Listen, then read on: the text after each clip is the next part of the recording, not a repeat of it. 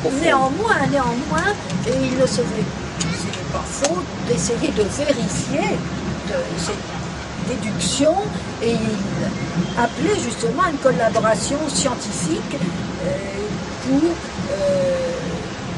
corroborer toutes ces interprétations et chercher à vérifier toujours scientifiquement, sérieusement, toutes ces déductions. Alors vous avez fait autre chose pour aller dans...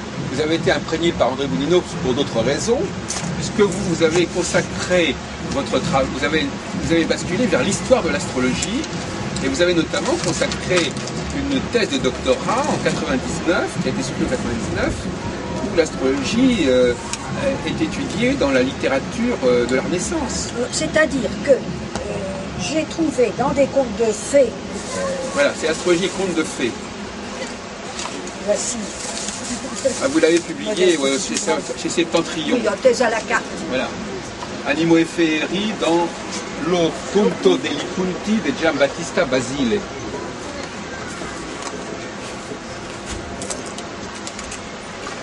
Voilà. Donc ça c'est votre majeur, votre opus principal. Et donc là-dedans, l'astrologie n'est pas absente, c'est ça? Alors, l'astrologie n'est pas absente. Il s'agit de contes de fées écrits par un auteur qui était contemporain de Louis XIII, c'est-à-dire fin oui, 16e. Donc on est carrément au XVIIe siècle. Oui, début 17e. Fin 16e, début 17e. Et je me suis aperçu que dans ces contes, il y avait une trame astrologique. Alchimique, bien sûr, symbolique, comme dans beaucoup de contes de fées. Et même si l'auteur a l'air de se moquer de l'astrologie, c'était le bon ton à l'époque, bon, en réalité, il écrit en fonction de l'astrologie. Pouvez-vous nous en donner des exemples frappants qui vous ont mis sur la piste? Quelques petits exemples. Bon. Alors, par où commencer? Oui. Alors, il y a les nombres, bien sûr, mais qui dit conte de fées, dit fée. Et il se trouve que dans ce conte, dans un de ces contes ayant inspiré sans doute Perrault, parce qu'on retrouve avec des variantes culturelles, bien sûr, la trame des contes de fées, Blanche-Neige, Cendrillon, les Chabotés, le petit poussé, etc. Bon. Alors, les fées accourent au berceau, bien sûr, d'une nouvelle-née. Et je me permets de me citer pour mieux expliquer les choses. Et il y en a une qui, dans sa hâte, se tord le pied. Et quant à la fée qui se tord le pied, elle est arrêtée dans son élan. En transposant l'incident dans le domaine astronomique, il est tentant d'y voir une allusion au mouvement rétrograde des planètes qui, si elles sont bénéfiques dans ce cas de figure, sont affaiblies et se voient retardées dans l'accomplissement de leurs bons effets. Et si elles sont suspectes, renforcent leurs effets néfastes selon l'astrologie. Elles viennent pour donner un don. Elles sont au nombre de 7, comme par hasard, parce qu'à l'époque on connaissait 7 planètes, officiellement du moins. Donc, la fée qui se tord le pied va finir par donner un don maléfique à la petite fille. Voilà. Elle peut porter une forte valeur. Et ensuite, il y a dans un conte une jeune fille qui est paresseuse, maladroite, qui file en dépit du bon sens. Et il y a certaines fées qui arrivent, qui passent par là, et cette tâche, miraculeusement, se trouve accomplie comme par enchantement. Donc, ce sont des fées qui se promènent et qui voient cette jeune saporite. Cet exemple nous permet aussi de remarquer que les fées pérégrines ne distribuent pas toujours leurs dons en fonction des qualifications propres des bénéficiaires, mais également selon des critères ressemblant à ceux qu'on prête habituellement à la fortune. Il est aussi des fées qui jalonnent le parcours des héros, comme par exemple dans l'introduction où l'héroïne Zorza va les trouver dans leur château. ce qui implique une notion de permanence, parce qu'elles doivent recevoir la visite de chaque jeune femme dans leur château. Donc une notion de permanence, de dignité et aussi de répétition, avec la réitération du scénario d'accueil. Elles nous font penser aux planètes dites en domicile, c'est-à-dire dans un signe où elles exercent leur souveraineté, trouvant librement leur voie d'expression. Comme elles sont sœurs, un lien de parenté les rattache entre elles. Elles relèvent de la même obédience stellaire, représentant ce système solaire, à moins qu'elles ne désignent la même planète à différentes époques. Les lettres de recommandation, parce qu'elles donnent à ça des lettres de recommandation.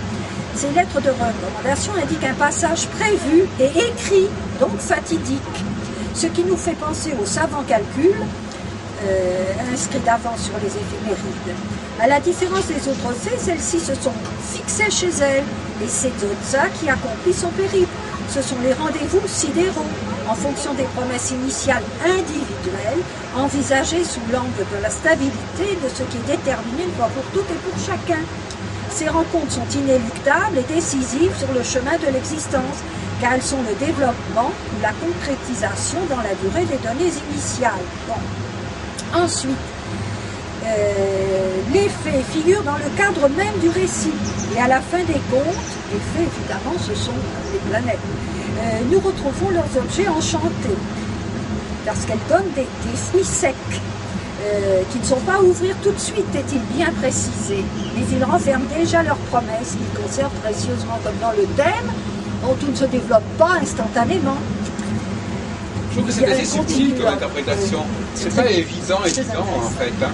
Il faut quand même y penser. Hein. Oui, il faut avoir lu évidemment. C'est-à-dire qu'on a libre cours à l'interprétation. Parce que est-ce qu'il y a des éléments. Bon, effectivement, il y a une philosophie de l'astrologie qui est sous-jacente, mais est-ce qu'il y a des éléments plus précis qui se réfèrent au zodiaque? Il y en a. Parce que, bon, il faudrait que ça, ce sont des. Il faudrait quand même qu'il y ait des éléments de présomption pour dire. Oui, mais enfin, il me semble que c'est assez évident quand même.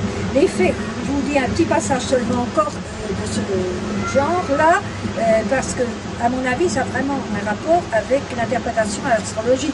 Ensuite, je vous donnerai des exemples plus précis encore. Les faits figurent dans le cadre même du récit, et à la fin des contes, nous retrouvons leurs objets enchantés, ce qui tente à démontrer qu'elles font bien partie directement ou indirectement, mais sûrement structurellement de la vie de Zoza, comme une sorte de mémoire cosmique dans tout son déroulement, lequel constitue la trame même à partir de laquelle s'élaborent les récits du Pentamerone. À la manière dont elles se relaient pour accompagner Zoza de leur protection, la notion de cycle transparaît, diversement exploitable par les méthodes d'investigation et d'interprétation astrologique, parce qu'elles se relaient, et on voit bien qu'il y a un retour cyclique.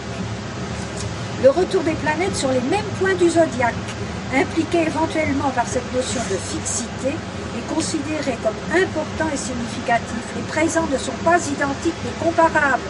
Noix, châtaignes et noisettes, ce sont des fruits secs, trois, et se trouvent confirmés ou renouvelés. S'il s'agit d'une bonne fée, autrement dit d'une planète ou d'une configuration favorable, comme ici, même s'il y a transposition au niveau des effets avec des variantes circonstancielles, l'idée générale est toujours dans la ligne d'une opportunité. Par exemple, si Jupiter, le grand bénéfique, offre ses dons généreusement à la naissance, tous les 12 ans, il renouvellera et confirmera ses promesses et ses bienfaits lorsqu'il repassera sur le même secteur zodiacal. Excusez-moi, je ne parle pas de Marduk. Autrement dit, ces faits correspondent à des modalités différentes dans l'exercice de l'application des lois du destin sur lequel elles ont mission de veiller. Outre ces trois catégories principales que nous venons de numérer, à savoir celles qui viennent à la naissance, celles qui passent, celles qui se trouvent régulièrement au rendez-vous important de l'existence promis par l'horoscope, il en est d'autres que les héros rencontrent, ou plutôt dont ils remarquent la présence, le plus souvent lorsque elles se décident à l'endroit. Enfin, si vous voulez, moi ce qui me gêne un peu dans votre discours, ou qui m'interpelle, c'est qu'en fin de compte, on pourrait se demander si la personne est vraiment astrologue, ou si il a, après tout, nous sommes tous astrologues quelque part, sans savoir, puisque quelque part nous vivons ces processus. Oui. Donc la question de savoir s'il ne parle pas tout simplement des processus qu'il a expérimentés dans sa vie propre, mais pas forcément avec une culture astrologique, bien qu'évidemment aussi à cette époque-là, il devait y avoir une certaine culture astrologique, mais il y a quand même une ambiguïté là, on ne sait pas si la personne n'est pas... Parce qu'il y a beaucoup de gens qui peuvent vraiment écrire ces choses-là, qui ne connaissent quasiment rien de l'astrologie. Il n'y a pas besoin d'être astrologue pour parler de cyclicité, il n'y a pas besoin d'être astrologue pour faire des projets. Pour traduire dans un conte ces vérités astrologiques, il me semble difficile de ne rien connaître à l'astrologie. De toute façon, ça peut paraître étonnant parce que bien sûr, vous n'avez sans doute pas lu Pentameron et puis vous n'avez pas lu ma thèse. Parce qu'il y a d'autres. On vous demande justement de nous apporter des éléments concluants. Mais je suis à votre disposition pour le faire. Ils sont très vagues. Oui, mais bon, ça c'est un cadre. Parce que nous étions au niveau du cadre. Alors, à l'intérieur, il faudrait quand même avoir des indices concrets. Est-ce que par exemple, attribuer telle ou telle planète à telle ou telle fée dans les contes? C'est une étude à faire pour ne pas se tromper, mais c'est probable. Oui, c'est probable. Moi j'ai l'impression que c'est typiquement le travail d'une fille d'astrologue. Vous avez été immergée dans certaines cultures, certaines mentalités, et vous avez trouvé dans cet ouvrage des allusions qui correspondent plus à notre condition humaine qui vit effectivement ces cycles-là, qu'à une véritable culture astrologique qui serait chez cet auteur. Il faut situer tout cela dans un ensemble. C'est ainsi que, par exemple, alors ce sont des coïncidences si vous voulez, mais faisceau de coïncidences me semble tout de même assez troublant, et moi je suis convaincue que ce n'est pas par hasard que l'auteur a parlé de tout cela comme il l'a fait. Et je peux vous citer d'autres exemples. Oui, si vous les connaissez de mémoire, c'est bien, mais si c'est pour lire, c'est pas bon. Si vous avez des choses qui sont frappantes. Alors, par exemple, on peut toujours poser la question de l'objectivité, si on peut aussi. Dans les propos, c'est difficile parce qu'il y a vraiment une grande part de création imaginaire. Alors, il faut savoir, c'est peut-être fondé ou pas, mais il faut toujours essayer de voir en quoi c'est réellement fondé. D'où l'attitude scientifique. Bon, c'est vrai. Donc, il faut toujours se poser ce genre de questions. Oui, mais alors, justement, il ne faut pas se contenter de ça. Il faut quand même... On a consacré une thèse au sujet. Oui, relier cela à d'autres choses. Alors, parce qu'il y a un faisceau de coïncidences qui me semble troublant. Bon, maintenant, alors, quels sont, donnez-nous quelques vous avez, éléments. Par exemple, les nombres 3, 7 et 12 qui reviennent constamment. Bon, les 3, c'est évident, ça renvoie aux qualités des signes, cardinal, fixe et mutable. Bon, le 7 aux 7 planètes répertoriées à l'époque, le 12 aux 12 signes du zodiaque, aux maisons, aux 12 maisons, mais ce n'est pas tout. Et il y a énormément d'allusions à l'astrologie, bien entendu. Bon, chaque conte se situe entre une aurore et un crépuscule. L'aurore, c'est évidemment le triomphe du soleil sur l'obscurité, et ça a été remarqué par Cassine. Voilà des choses fondamentales, naturelles, qu'il est bon d'exploiter. Parce que c'est vrai que c'est très intéressant de prendre en compte ce qui se manifeste devant nous. Voilà, alors là, il suffit d'ouvrir les yeux et effectivement de creuser justement ce genre de questions. Le crépuscule, l'aurore, qu'est-ce que ça veut dire? Ouais, c'est ça. Bon, alors, bien entendu, les signes, alors le 3, vous en avez parlé, cardinal fixe et mutable, bon, les éléments aussi, hein, compte, bon, et puis il y a des allusions très fréquentes qui sont peut-être littéraires, mais peut-être pas seulement littéraires, dicté par une volonté d'enrichissement littéraire, sur la maison du taureau, la maison du mouton, etc. Constamment, il y en a. Maison dans quel sens maison? Il emploie ce mot maison? Eh bien, c'est secteur zodiacal. Il emploie le mot maison? Oui, surtout dans le sens du secteur zodiacal. Oui. Bon, alors... ça c'est intéressant, parce qu'effectivement, à l'époque, le mot maison était synonyme de signe. Souvent. Comme d'ailleurs fait demander le mot de domicile. Souvent. Bon, par exemple, voyez-vous, avant que le soleil ne mit ses chevaux à sauter par le cercle du zodiaque, ou encore quand le soleil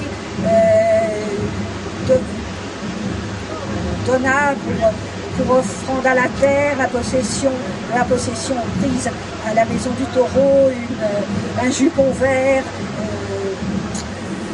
brodés de fleurs, etc. Oui, mais alors il faut dire tout de suite, ça n'est pas forcément de l'astrologie, ça peut être de l'astronomie. Hein. Le référence à la maison, au signe zodiaco, n'est pas forcément d'ordre astrologique, Oui, en bien l'occurrence. sûr, bien sûr. C'est aussi le langage des astronomes qui désignent le ciel à leur façon, et ça n'implique pas forcément une croyance à la...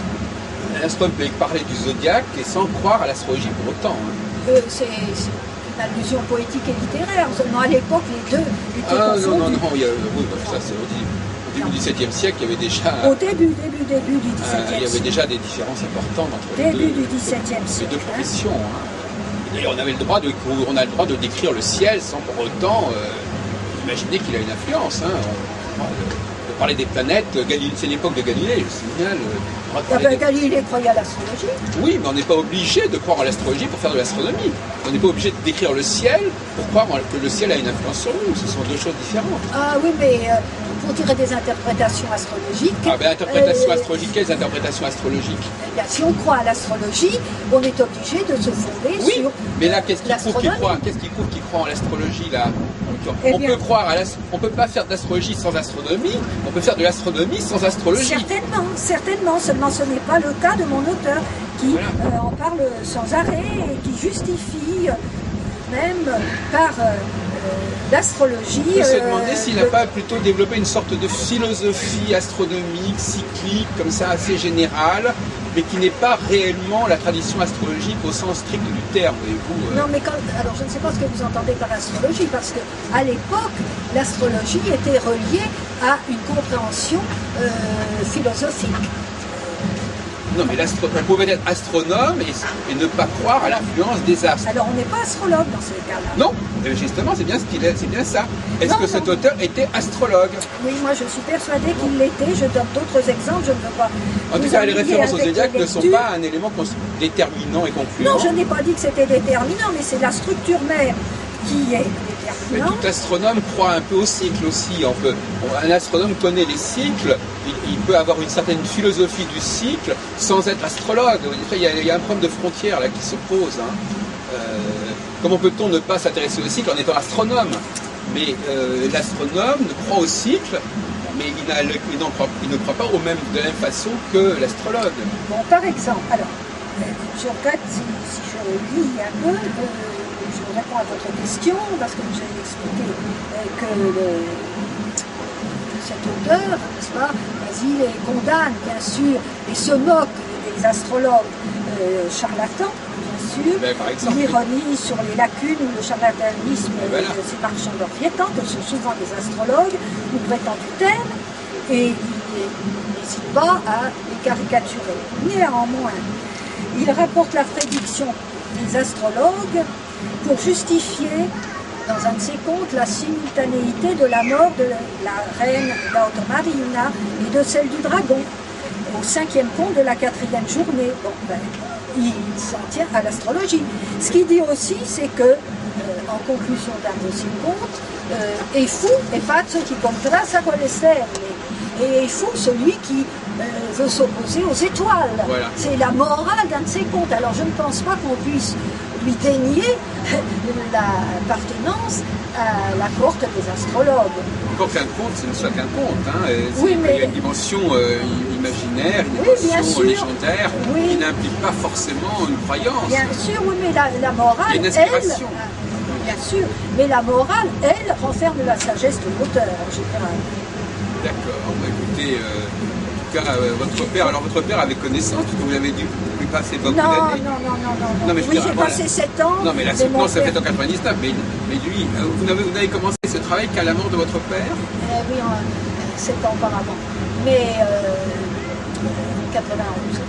Néanmoins, bon, il était au courant des pensées à ce propos, au sujet de l'astrologie, des contes de fées. Non pas qu'il me les inculqué, mais j'étais en accord avec une vision comme la sienne, assez spiritualiste de Alors, l'astrologie. il y a d'autres auteurs qui ont dû être inspirés? Alors, vous avez simplement resitué votre auteur parmi d'autres auteurs. Quels sont les autres exemples de contes de fées inspirés par l'astrologie, par d'autres auteurs? Il faudrait faire une étude. Est-ce que vous avez étudié cette question de la place de l'astrologie dans l'inspiration des contes de fées? Il faudrait faire une étude approfondie, mais il n'empêche que, par exemple, si nous prenons Perrault, Charles Perrault, le conte de Peau-d'Âne fait allusion directement à l'astrologie.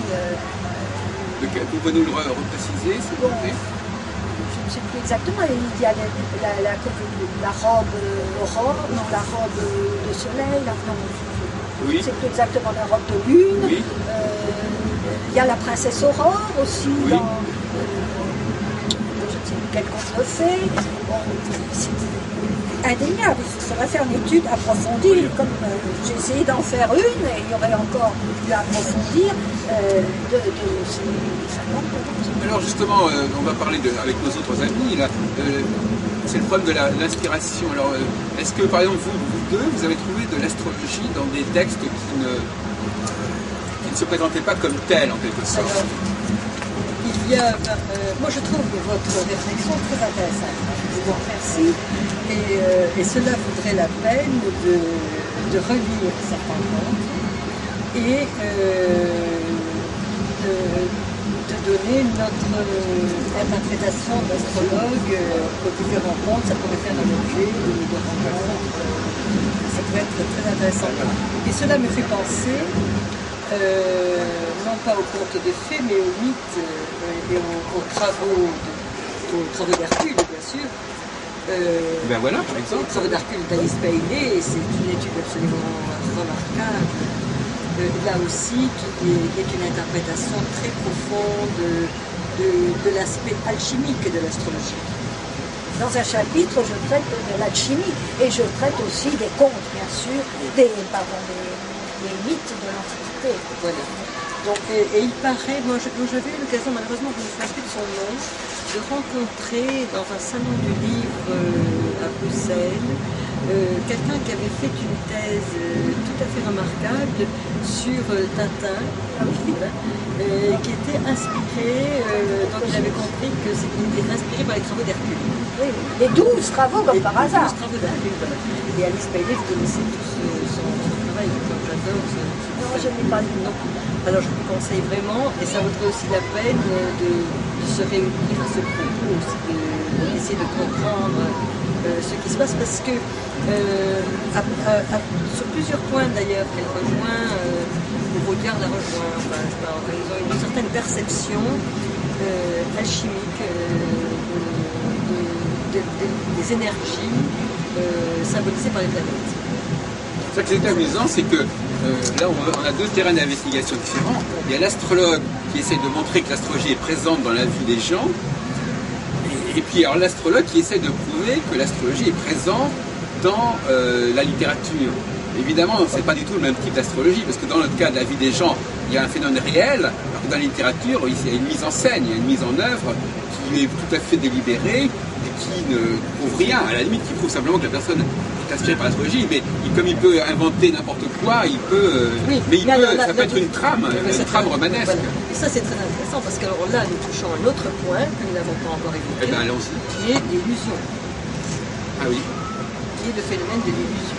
C'est-à-dire, Donc, et le thème astrologique est une illusion.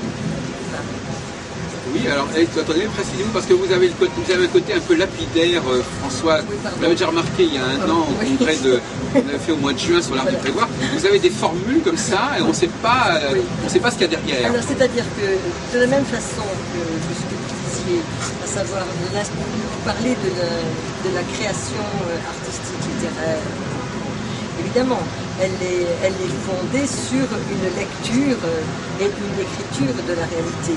Bon, le thème astrologique est également une lecture et une écriture d'une certaine réalité. Et l'animation de ce thème astrologique appartient appartient à celui Qui se l'applique. qui se l'applique. Voilà, ça c'est compliqué. Bon, et en fait, il ne faut pas qu'un individu s'imagine qu'il est ce thème astrologique, ou que ce thème astrologique est lui. Il y a quand même une distanciation, un certain recul à avoir entre la représentation et l'être. Oui, il y a un lâcher prise à un moment donné, il faut que la personne n'agisse pas par l'astrologie, mais qu'on la retrouve après à travers cette grille. D'où l'interprétation de l'illusion comme alors c'est l'illusion de la réalité visible. Hein. Tout est illusion en quelque sorte.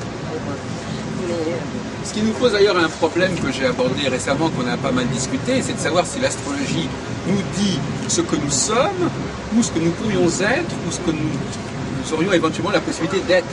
C'est-à-dire qu'à ce moment-là, elle nous suggère des rôles, elle nous suggère une place dans le monde, mais elle ne nous dit pas forcément que nous sommes cela. Elle nous dit simplement, l'autre jour j'en parlais avec Madame Daprès, elle nous dit simplement, écoutez, c'est comme si vous entriez dans une entreprise, on vous dit voilà les postes qui sont disponibles, bon ben vous pouvez prendre ce poste-là, si vous voulez travailler dans l'entreprise, vous travaillez dans ce poste-là. On ne dit pas est-ce que vous êtes fait pour ça ou pas, on dit est-ce que vous êtes prêt à prendre ce poste. Et vous, donc là, d'ailleurs vous êtes confronté à ce problème-là, puisque dans la vie réelle, vous êtes bien confronté à ce problème de savoir il y a ce que je veux et puis ce qu'on me propose. Et ce qu'on vous propose, vous avez intérêt à un moment donné à adhérer à ce qu'on vous a proposé, comme si effectivement c'est ce que vous vouliez. Mais en réalité, c'est en le faisant quelque part que vous l'intégrez en vous et que ça devient une réalité pour vous. Voilà, eh bien, c'est exactement ce qui se passe avec le thème astrologique. C'est en vivant le symbole qu'on s'approprie son thème. Et oui. Mais on peut très bien ne pas le vivre, ou à le vivre à un tel niveau que ça n'a aucune... Qu'est-ce qu'en pense M. Perbrun de cette idée que l'astrologie nous propose des solutions d'existence qui ne sont pas forcément... qui se justifient par le fait que ces solutions existent et que nous, on nous demande de nous inscrire dans ces solutions, mais qui ne correspondent pas forcément à ce que nous sommes intrinsèquement. Ça, alors là, c'est difficile à répondre à une question comme ça. C'est-à-dire que pour vous, Monsieur Perbrun, la question est de savoir si pour vous, l'astrologie nous parle de ce que nous sommes, ou elle nous propose simplement de participer à un projet en nous inscrivant dans ce projet. Ça vous laisse pantois cette question. Pourtant, c'est fondamental. Je veux savoir qu'est-ce qu'on entend par projet. C'est-à-dire, est-ce que l'astrologie nous propose, par exemple, si vous allez chez le coiffeur, il va vous dire, voilà, ou chez un tailleur, on va vous proposer une robe. On ne dit pas, est-ce que cette robe est faite pour vous? On dit, est-ce que ça vous intéresse de mettre cette robe et d'entrer dans la représentation de ce couturier, par exemple, voyez-vous? C'est-à-dire qu'on vous propose d'entrer dans le monde de l'astrologie, ou on vous propose d'entrer dans le monde d'un grand couturier ou d'un grand coiffeur, mais pas forcément parce que vous êtes ceci ou cela, mais parce qu'on vous propose de rentrer là dans cette logique-là. Oui, donc on fait avec des codes qui ont été établis, qui ont été reproduits socialement, culturellement. Donc on accepte de rentrer dans ces codes-là. Oui. Oui, sans que. Mais alors l'astrologie ne nous dirait pas ce que nous sommes, mais elle nous dirait ce qu'on nous propose, qu'on peut nous proposer, que la mission qui pourrait nous être impartie, comme dans Mission Impossible. Et on vous dit, voilà, on vous propose cette mission-là, vous êtes preneur ou pas. Oui, c'est parce que, justement, vous êtes porté par les astres. C'est tout le débat. C'est tout le débat. Justement, c'est là-dessus que je voulais que le débat s'engage. Justement, de savoir si ça implique un préalable que vous êtes comme ça, ou simplement qu'on vous propose quelque chose qu'il faut habiter. Mais alors c'est un préalable qu'on peut aussi enlever et faire évoluer, parce que a priori on peut très bien ne pas se reconnaître dans les codes qu'on a créés, parce que c'est une création de code. Bon, alors on accepte de voir les choses sous ces lunettes-là. Bon, ok, d'accord. Est-ce que c'est réellement nous-mêmes? Peut-être que oui, peut-être que non. Mais par contre, c'est là où c'est intéressant. Mais la société implique qu'on se fasse des illusions. Mais par contre, là où c'est intéressant, c'est que quand même, ces codes ne sont pas complètement... il peut y avoir des codes complètement arbitraires, et puis il y avoir des codes quand même qui se rapprochent plus de la réalité. C'est pas oui ou non, en disant ça, les codes sont bons, les codes sont mauvais. On peut peut-être essayer de voir dans quelle mesure les codes qu'on a créés sont spécifiquement humains. Oui, mais alors la question... Alors à ce moment-là, si c'est spécifiquement humain, là c'est déjà plus intéressant. Parce qu'on arrive effectivement à ce moment-là à déployer l'humain. Oui, mais la question, mon cher Olivier Perbrune, je voudrais la préciser, c'est de distinguer entre l'idée que le cosmos constitue une espèce de code dans lequel nous pouvons trouver notre place, qui est une chose, et le fait de dire que nous, individuellement, nous sommes prédisposés et non pas seulement destinés, parce que c'est pas tout à fait la même chose. Quand on vous destine, quand par exemple vos parents vous destinent à un métier, ils ne disent pas que vous êtes fait pour ce métier. Ils vous destinent à ce métier, ils vous donnent ça comme destination. Par contre, si vous disent tu es doué pour ça, c'est autre chose. Par exemple, un garçon à qui on va dire tu vas faire ce métier, il dit non, moi je suis doué pour ça et pas pour le métier que vous proposez. Il peut y avoir un décalage. Oui, les deux sont vrais. On peut être doué pour ça, puis en même temps on peut être conditionné à... Voilà, alors c'est ça, les deux sont vrais, mais pas, ils ne coïncident pas forcément, n'est-ce pas? Ils ne coïncident pas forcément. Et dans le cas de l'astrologie, la question est de savoir dans quel cas l'astrologie, est-ce que l'astrologie est réellement capable de jouer sur les deux registres, c'est-à-dire qu'elle est à la fois capable de nous proposer, de nous destiner à quelque chose, mais en tenant compte de ce que nous sommes réellement, ou est-ce qu'elle a surtout une force de proposition qui finalement n'a pas vraiment besoin d'avoir comme réalité sous-jacente une légitimité de votre être? C'est une question, à mon avis, importante qui est un débat aujourd'hui très, je l'ai fait au cours de tous ces conversations, entretiens, c'est une grave question de positionnement de l'astrologie. Et l'astrologie aurait peut-être plus intérêt aujourd'hui, une certaine astrologie aurait peut-être plus intérêt à dire que voilà, il s'agit de proposer à la personne de s'inscrire dans une vision cosmique, de rentrer dans une vision cosmique qui est déjà établie, mais ne pas lui dire que lui, par essence, il a vocation, il aurait des caractéristiques qui seraient propres à cette vision cosmique, mais que disons qu'il est capable d'entrer dans cette vision cosmique. C'est la différence entre être capable de faire quelque chose et avoir véritablement déjà un don qui, comment dirais-je, être déjà marqué par cette chose-là. Par exemple, si je dis à quelqu'un, vous savez parler, par exemple, si pour un enfant, je dis on va lui apprendre le chinois, il n'est pas né pour apprendre le chinois, mais il a les capacités pour apprendre le chinois. Oui, c'est pas pareil. La question est maintenant de dire, oui, je lui fais apprendre le chinois parce qu'il est né pour apprendre le chinois. Alors là, ça devient un autre problème. Non, mais là la question se pose et soulève un problème crucial, à savoir le pouvoir que l'astrologue exerce sur le consultant. Donc, malheureusement, à mon sens, le thème astrologique n'est pas...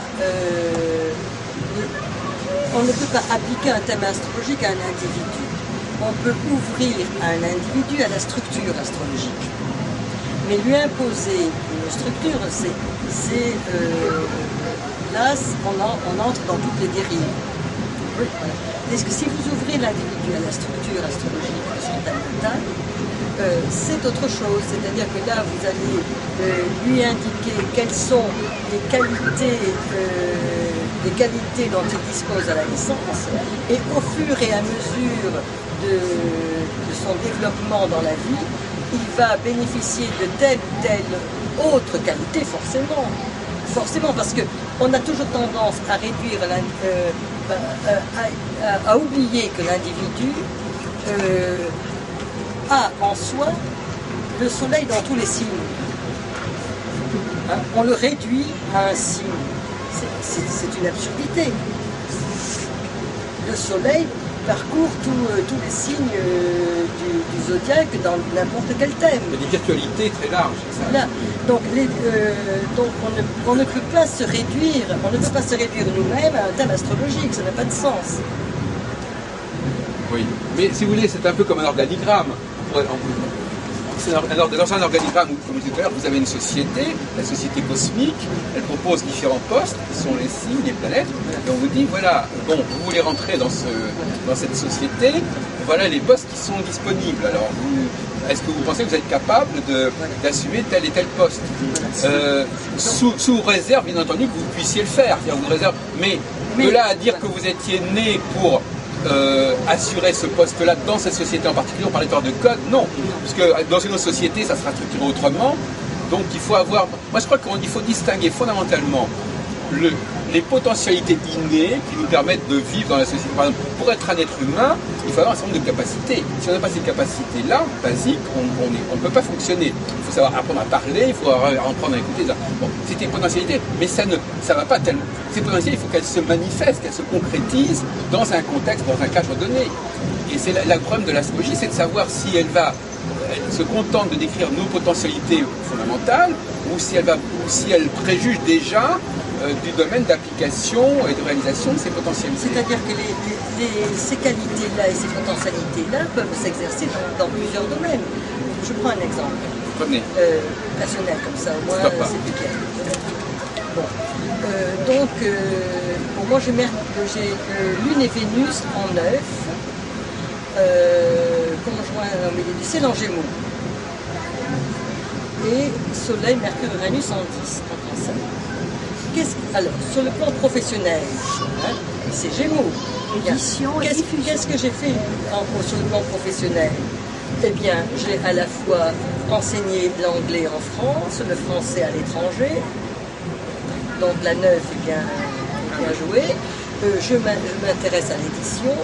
Je suis chargée de communication. Je m'intéresse à l'astrologie, à l'écriture. Je réécris, etc. Bon, j'ai ce soleil en cancer. Le cancer, on peut l'exercer de mille et une façons. Donc c'est supposé avoir une famille, etc. Mais pas forcément. Moi, en tant que cancer, je suis une accoucheuse. Et j'accouche les auteurs, etc. Donc ces énergies-là, il faut les comprendre. On ne peut pas, il faut surtout éviter de réduire les gens à sa propre interprétation du symbole. Mais ces énergies-là sont très vastes, très riches et s'appliquent à différents domaines constamment. Oui, c'est le principe du symbole, hein, bien sûr. Ah oui. Ouais. Donc un symbole peut se vivre haut et bas. C'est pareil pour les essences. Hein. Les essences peuvent se vivre haut et bas. On peut évoluer dans sa nature de bas en haut. Et voilà. Donc voilà, ça c'est par définition, c'est ça. Mais c'est vrai qu'on peut plus arriver à déterminer les choses si on les conditionne. S'il n'y a pas le conditionnement, on ne peut pas déterminer les choses. Et ça permet de comprendre, par exemple, j'étais la seule dans ma famille à voyager à l'étranger, à vivre à l'étranger, passer des années à l'étranger, etc. Donc je me considérais un peu comme le canard boiteux. Mais lorsque j'étais moi-même, je m'interroge, je me dis, tiens, peut-être, effectivement, c'est étrange. Bon. Et en réalité, le fait de connaître mon thème astrologique m'a fait comprendre que finalement j'avais en moi ce désir de curiosité de l'étranger, donc de l'apprentissage de la langue, de la vivre à l'étranger, de découvrir de nouvelles cultures, etc. Donc c'est amusant. Oui, c'est amusant. Ouais. La première fois que j'ai fait du théâtre, c'était en Angleterre. Oui. J'ai joué, alors ça aussi, le théâtre, ça aussi, c'est le jeu des Gémeaux, de Lune, des Vénus, etc. J'ai joué Bodas de Sangre à Boston, en anglais, devant un parterre, un vrai public. Alors vous-même, vous retrouvez dans votre thème, Monsieur Garpeux? Oui, bien sûr, oui. Alors simplement, ce qui est intéressant, j'enchaîne là-dessus. Bon, bien sûr, tout le monde connaît astrocartographie. Moi, je sais que j'ai vécu dans des endroits différents dans le monde. Bon, et c'est vrai, quand je monte le thème en fonction des endroits, eh bien, il m'est vraiment arrivé des événements qui correspondent au lieu dans lequel je résidais. Ah oui, moi aussi. Alors, donc, c'est même assez étonnant. Hein. Mon axe de Vénus est sur Glasgow. Ouais. Et j'ai vécu 2 ans à Glasgow. Oui, non, mais au niveau des événements et tout ça. Hein. Bon. Donc c'est intéressant de voir que le thème natal, finalement, vous pouvez l'appliquer au lieu où vous êtes. Et j'ai vécu quand même dans 3-4 pas mal de temps, donc j'ai pu... Des exemples concrets. On va pas... Oui, enfin, bon... oui, par exemple, j'ai vécu... Moi, dans mon thème, j'ai une opposition Mars-Pluton. Bon.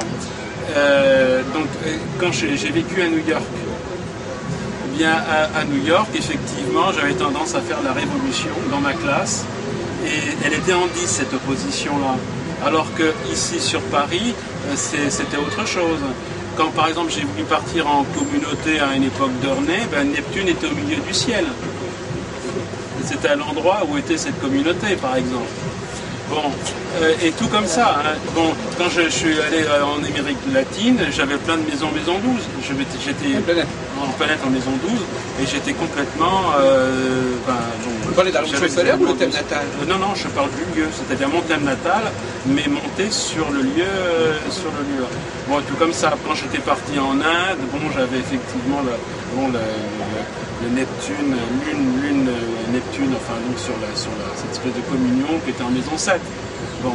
Et c'est vrai que je ne vis pas ces choses-là, alors que moi étant à Paris, j'ai beaucoup plus un degré, par exemple en Capricorne, bon, sur le 6e, etc. Bon, je suis né à Alger, donc j'ai un thème monté pour Alger.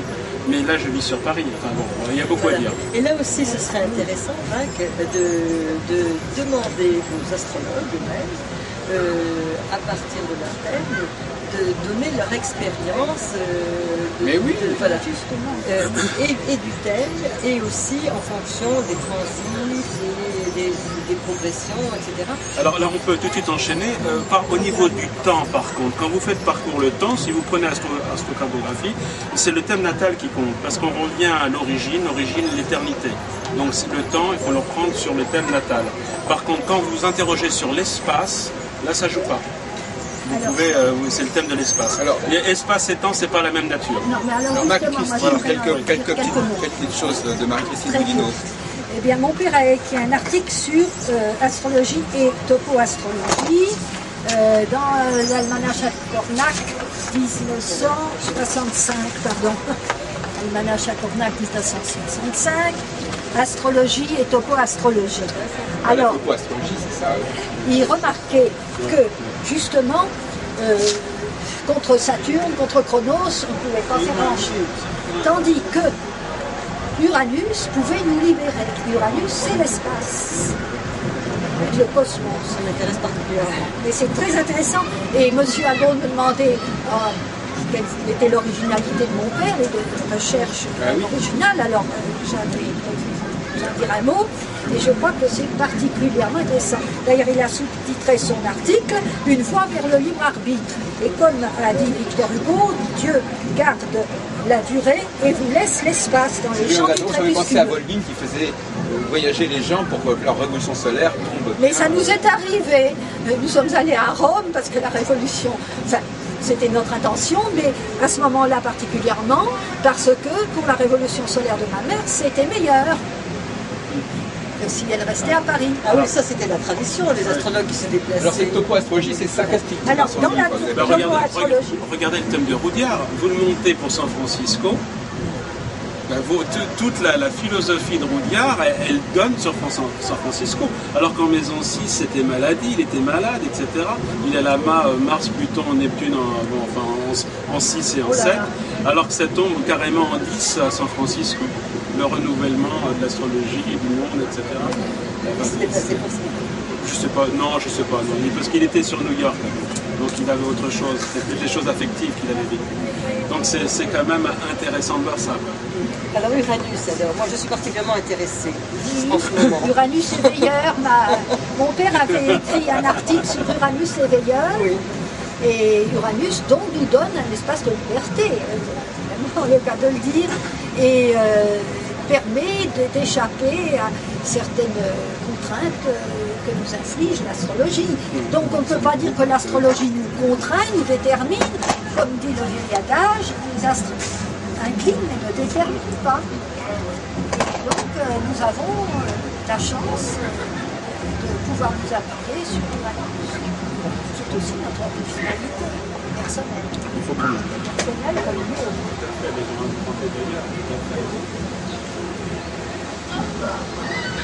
Donc il y a toutes sortes de voies à découvrir en astrologie et je pense que là... Alors qu'est-ce qu'il dit dans son article sur topo-astrologie enfin, Il est un peu long. Non, mais je ne vous demande pas de le lire. Qu'est-ce qu'il dit? Bien sûr. Seulement, le problème c'est que tous les astrologues ne sont pas d'accord sur l'attribution à certains signes zodiacaux de certaines villes. Ah oui, c'est ça. Donc c'est cette idée, c'est là ce le qu'on appelle la chorographie, c'est l'association d'un signe zodiacal à une région du monde. Voilà, c'est ça. D'accord, oui. Mais enfin, il y a des directions qui sont indiquées. D'accord. Il donne des exemples sur des événements qui se sont produits dans des endroits différents, avec des résonances particulières, des importances particulières. Il faut lire tout l'article, hein, c'est un petit peu long. Mais dans cet article, dans cet almanach à Copenhague, mon père développe cette idée de la liberté quand même qui nous est laissée, dans la mesure où précisément on essaie de s'orienter sur le cosmos, le zodiaque et les connaissances astronomiques. Ça montre bien qu'on a une totalité. Le fait que vous faites tourner, que vous avez des thèmes différents selon les lieux sur le globe terrestre, ça montre bien qu'on a une totalité, mais qu'on va spécifier certains éléments de notre nature. Les Chinois l'avaient bien compris, puisqu'en fait, quand vous regardez comment se déroulent les énergies chinoises en fonction de l'empereur qui se trouve à midi, vous les tournez, parce que eux aussi ils parlent d'axes. Les 6 énergies chinoises, c'est les 6 axes du zodiaque. Donc Bélier, Balance, Taureau, Scorpion, c'est ça.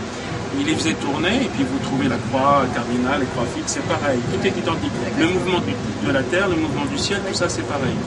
Bon, donc effectivement, ils avaient bien mis dans leur schéma l'ensemble des énergies, mais qu'elles étaient spécifiées à certains moments, etc., comme fait exactement l'astrologie.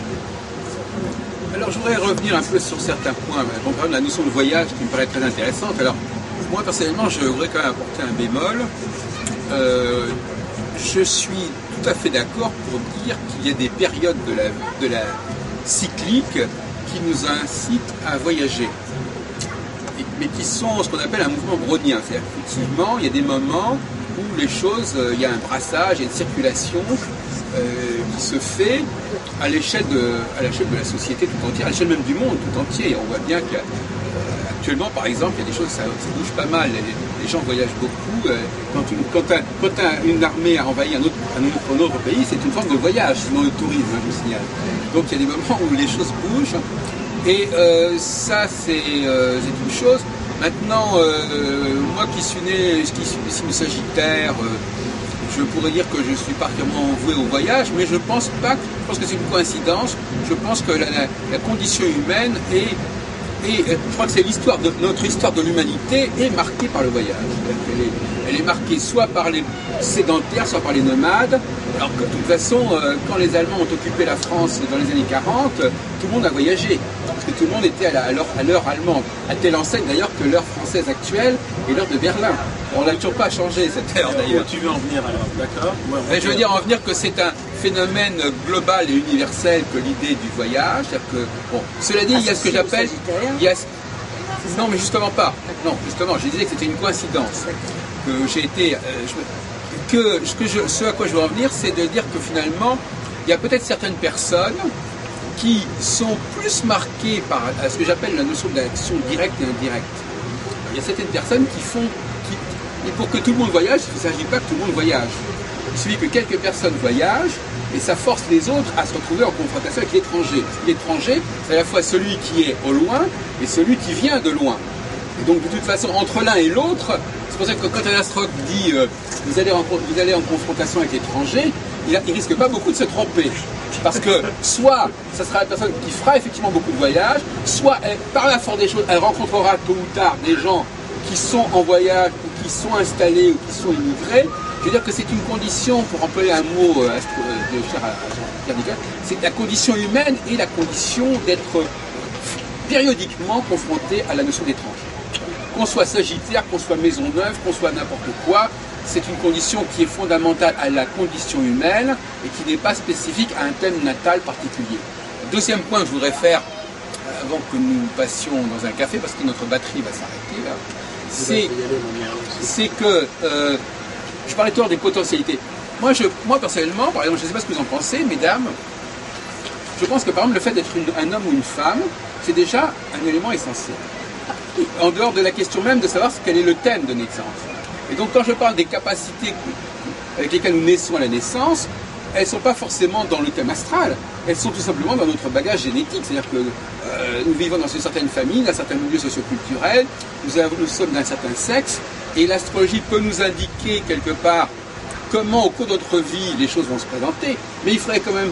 La question que je pose vraiment correctement, c'est de savoir si le point de départ de notre voyage, ce qu'elle veut dire sur cette terre, n'est pas tout simplement dans notre appartenance à différents milieux socioculturels ou à différents genres ou sexes, ou même religions, et pas forcément du fait du thème natal. C'est-à-dire, ça pose c'est le problème du conditionnalisme. Effectivement, moi je dirais que au départ, nous sommes dans un conditionnalisme qui n'est pas astrologique, et l'astrologie va structurer ce conditionnalisme, non pas dans le thème natal, mais au niveau des cycles. Je sais bien que vous n'êtes pas forcément d'accord là-dessus, parce que vous faites partie des gens qui sont des fervents partisans du thème natal, mais je voulais quand même apporter ce son de cloche qui m'est propre. Non, mais je ne peux qu'être d'accord avec vous, c'est évident. Ça, c'est le conditionnement, le conditionnement de tout individu. Mais l'astrologie,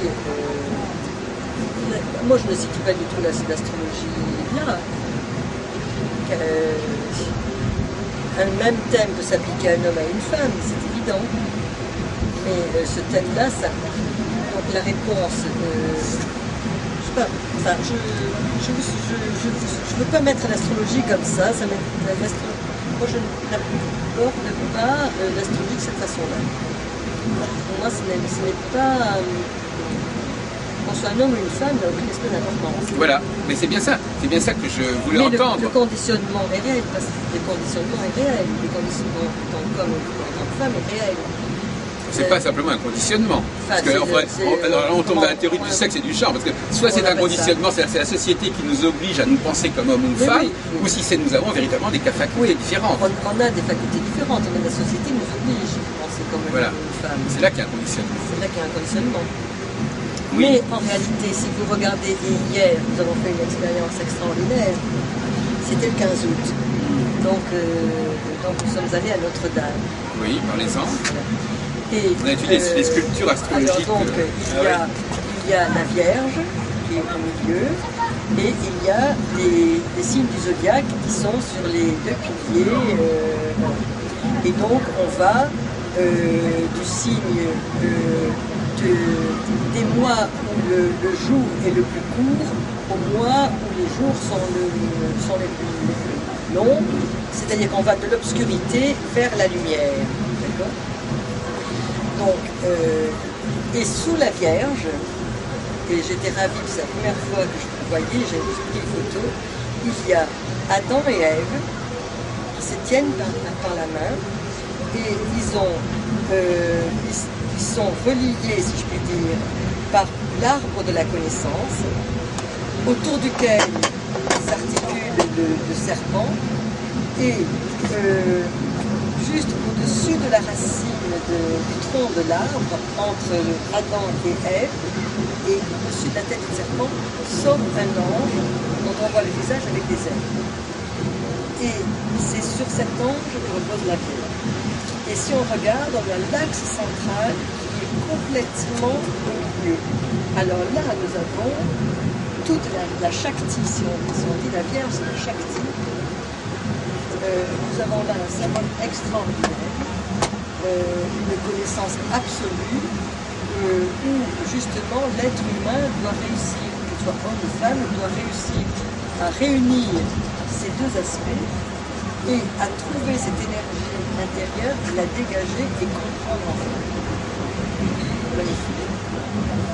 Et revenons un peu sur le zodiaque de Notre-Dame, justement. Alors, sur le zodiaque de Notre-Dame, il y a donc une énigme que je vous signale, et puis à chacun de donner son interprétation.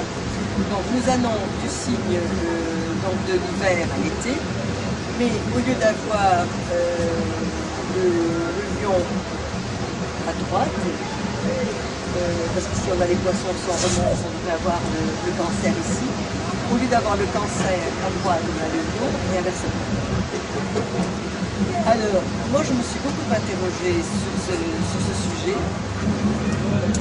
Et alors là, évidemment, je donne des interprétations. Je sais pas si je suis suivie. Mais pour moi,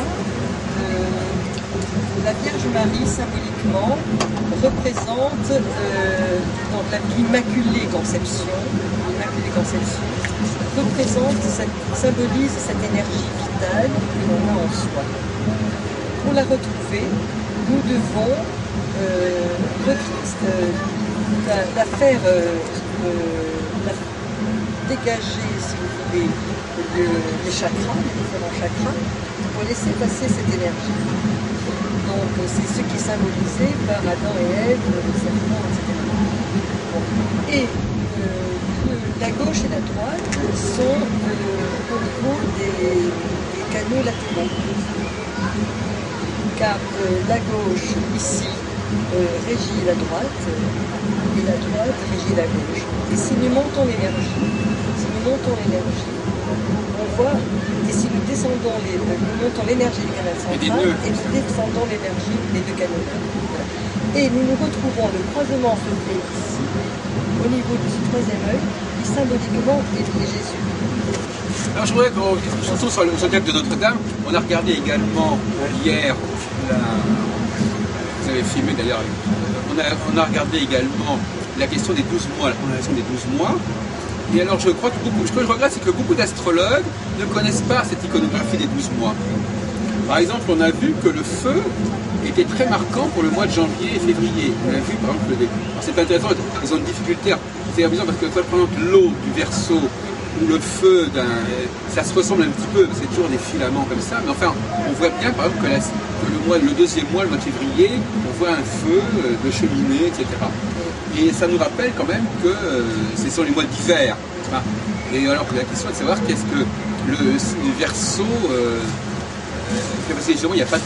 Pourquoi le feu est-il si important en hiver alors que souvent on le relie à l'été, n'est-ce pas? Or, on s'aperçoit que dans la vie des sociétés, c'était en décembre, en janvier. En décembre, c'est le Sagittaire, c'est oui. très maîtrisé. Non, mais, oui, d'accord, mais ça veut dire que c'est là que. Ce que je veux dire, c'est que dans l'iconographie, c'est spécialement à ce moment-là qu'on voit du feu, mais on voit pas du feu en été. Voilà. Bon. Alors cette présence lourde du feu montre bien quelque part que de ce point de vue-là, alors il y a plusieurs théories des 4 éléments, c'est l'occasion de parler des 4 éléments. Les 4 éléments, c'est quoi? Les 4 éléments, c'est au niveau symbolique, il faut les comprendre, ou c'est au niveau écologique. C'est-à-dire que, par exemple, on sait par exemple que l'été, on a besoin d'air parce que. Alors, il y a quelqu'un qui m'a fait remarquer quelque chose de très intéressant, c'est que ce sont les signes mutables qui donnent la tonalité de la saison qui suit. Le Sagittaire, qui n'est pourtant pas un signe d'hiver, est un signe de feu. Donc la tonalité de feu du Sagittaire vaut en fin de compte pour l'hiver. La tonalité du signe du Gémeaux, qui est un signe d'air, vaudrait pour l'été où on est en plein air. La tonalité de la Vierge, qui est un signe vaudrait pour l'automne, etc. Donc effectivement, ce serait décalé, ce serait le signe mutable qui donnerait la tonalité de l'élément de la saison qui va suivre, en quelque sorte. Parce que curieusement, il n'y a pas de signe de feu dans les 3 signes d'hiver. On peut demander à notre ami Père Brune comment il faut interpréter les 4 éléments. C'est-à-dire, est-ce que c'est il faut le rapporter aux saisons, il faut le rapporter aux astres, il faut le rapporter comment? Parce que pour moi, c'est pas si évident que ça. Et puis alors en plus, la répartition des 4 éléments en triangle, ça aussi c'est une chose assez mystérieuse, hein, parce que il y a donc des saisons qui n'ont pas ces 4 éléments. Ben bon, autant le cardinal fixe mutum est articulé sur les saisons de l'air cohérente, autant les 4 éléments sont beaucoup plus problématiques. Alors, par exemple, je vais vous poser une question un peu brutalement, M. Parbrune. Est-ce que c'est normal que le soleil soit... est-ce que le soleil et le feu, c'est la même chose? Alors, on essaie d'établir des correspondances. Bon, mais ça, c'est autre chose, le fait d'établir des correspondances. Mais si tu parles des éléments, il faudrait, à mon avis, le rattacher au plus haut, c'est-à-dire savoir ce qui se passe dans l'esprit, l'âme et le corps. Donc il faut les rattacher un peu par rapport à ça. C'est-à-dire qu'effectivement, ce qu'il faut bien comprendre, c'est que c'est les triplicités. On parle beaucoup de triplicité, mais c'est un principe de vie. C'est-à-dire que si vous voulez trouver la dynamique de vie, vous êtes obligé de parler de la triplicité. Bon, alors, il y a effectivement 3 mondes en un, mais ça, bon, Hermès Trismégiste, bon, c'est un rappel de ça, mais il y a effectivement 3 mondes en un qui s'interpénètrent. Il y a le monde physique, il y a le monde de l'âme, enfin bon, si on veut, et puis il y a le monde de l'esprit. Alors, le zodiaque, il est établi en fonction de ça.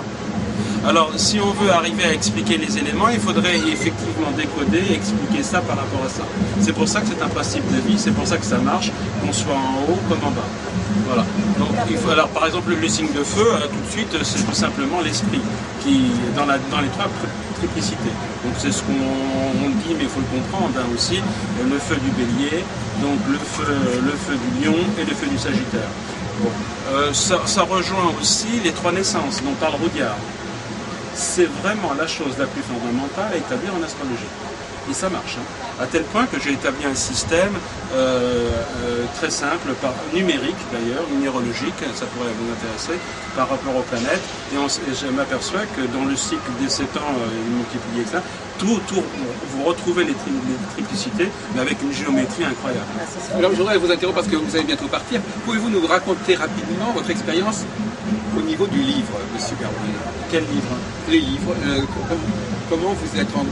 Ça a été important. Votre expérience, vous avez publié, vous avez commencé très tôt à vouloir publier. Voilà. Pouvez-vous nous dire ce que ça vous a apporté comme satisfaction? Parce que vous êtes quand même un peu, disons que vous avez commencé à publier très tôt et puis ça continue à vous poursuivre, cette idée de vous faire éditer. Oui, oui, alors justement, c'est vrai que j'ai commencé en 76, j'ai commencé par la poésie. Donc j'ai un recueil de poésie qui est maintenant épuisé. Et puis après finalement, je me suis tourné sur l'astrologie. Donc j'ai commencé à écrire, j'ai écrit un livre en 77. Vous aviez quel âge à l'époque? J'avais 21 ans. Alors 21 ans poésie, 22 ans premier livre d'astrologie. Après j'ai écrit un autre livre donc en 85.